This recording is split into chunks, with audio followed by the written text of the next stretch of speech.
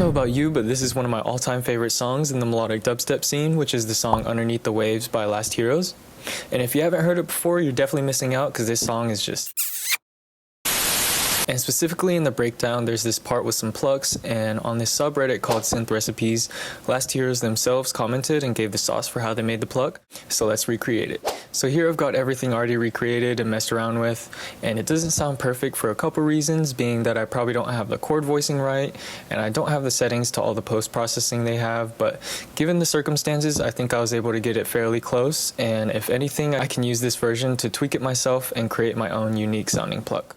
And so first they start with the default serum patch, which I did, and they said to put it at 8 voices of unison and to route a low pass filter to envelope 1 with a sharp decay at exactly 447 milliseconds. And besides that, the only other settings I tweaked were the detune knob at 0.04 and the attack at 2.7.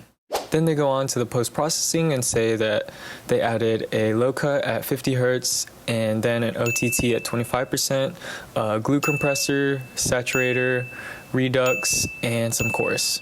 So I switched up the order of these slightly, but I still have all the post-processing they listed, and the only things I added were some more OTT and EQ to shape the sound.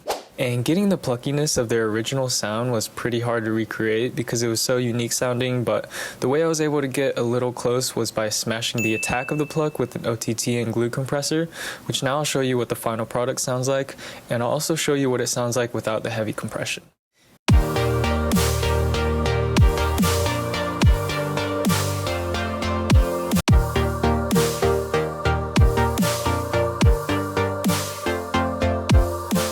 So yeah, that was my first attempt at making Last Heroes pluck in their song Underneath the Waves.